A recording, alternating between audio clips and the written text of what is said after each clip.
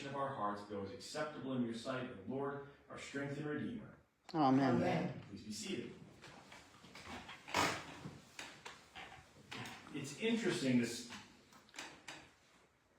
piece by Paul here, and the way he phrases things. Put to death, therefore, whatever in you is earthly, fornication, impurity, passion, evil desire, and greed. On account of these, the wrath of God is coming to those who are disobedient. So he makes this list. Eventually it gets turned into something like the 7 deadly sins. It's sort of the antithesis of the 10 commandments. And he says, because you're doing these things, there's punishment coming, or for the wrath of God. And he calls this the things that are earthly. And in the philosophical schools, we'd say, the things that are earthly, things that are heavenly, things that are of the flesh, things that are of the spirit, and those two things are in tension. But there's this little bracket he puts after the list, which he says, which is idolatry. Now the question is, because remember there's no punctuation in the original, is he saying greed is idolatry? Or is he saying whatever you is earthly, this list, which is idolatry? So put away the things, therefore, that are earthly, which are idolatry. If it's idolatry, it's violating the first commandment. And when we think about all these things, the fornication, the impurity, the passion, evil desire, and greed, are they idolatry? Is it worshiping money, or worshiping sex, or worshiping violence? What's going on here? Where is this idolatry coming from?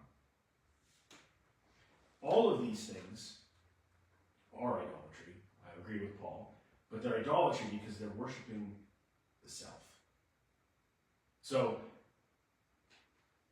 the fornication, the impurity, the passion, the evil desire, and greed are all worshiping the self. You're not worshiping the money. You're worshiping your wealth.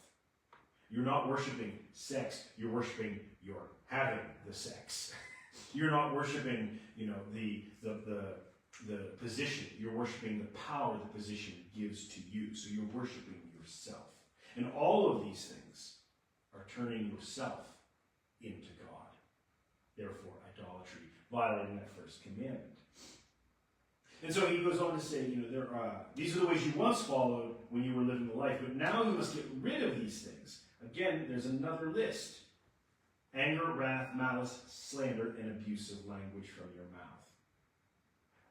Again, idolatry. When we let ourselves be angry, why do we get angry? Because someone has done something to us. We are hurt, so we need revenge. We need to lash out. Wrath, the same thing. We're angry. Malice, I'm holding against you because of what you've done to me. Slander, I want you to know that I know all these secrets, so I'm going to spread them around and see how important and inside and informed I am. And abusive language from your mouth. I don't need to respect you. I'm going to talk any way I want to you and about you. These are all still forms of idolatry. And I was thinking about this in terms of the way we act in certain circumstances, and how we're more ready to put people in certain situations in places of respect and hold ourselves back than we are maybe when it comes to God. So you think about it. Would you swear at your grandmother's house in front of your grandmother? No, why? One, you probably get smacked, but two, you respected your grandma. Right. Would you, dress a certain way or speak a certain way or use certain language at school? Oh, no. No. Would you do those things in church? No. But would you do them outside of church? Would you do them in your car by yourself? Yeah, because that's just it. Because when there's not that immediate in front of you sort of repercussion or guardrail, Don't swear in front of kids. You know, if you're gonna, okay, this is one we were talking about just the other day.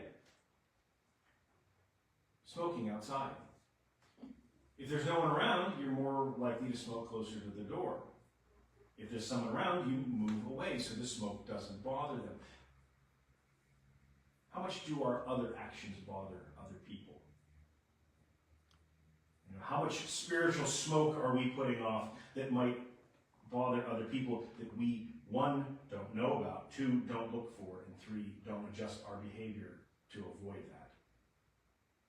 So maybe that's really what Paul is saying, is to look at the things that we do for ourselves that are, one, getting in the way of God and actually being idolatry, but also just interfering with other people's lives. The way we talk, the way we act, the way we dress, the things we say. Maybe it's the things we think. If we start to, put boundaries around the way we act, maybe inside we'll start to put boundaries around the way we think and the way we feel and the way we love one another. And it doesn't have to be this put upon thing, but it just becomes part of the way we are. And I think that's reflected in Luke's version of the Beatitudes here with the blessings and the woes. It's interesting because in Matthew he has more blessings and then he doesn't have the woes. But Luke has the woes here. Woe to you who are rich, because you've received your consolation. Once you're rich, once you're worshiping the wealth that you have and the power it brings, you're not going to be able to break yourself of that. That new God is too close to you to break it. Woe to you who are full now, because for you will be hungry. If you're full, you don't know what it's like to be hungry.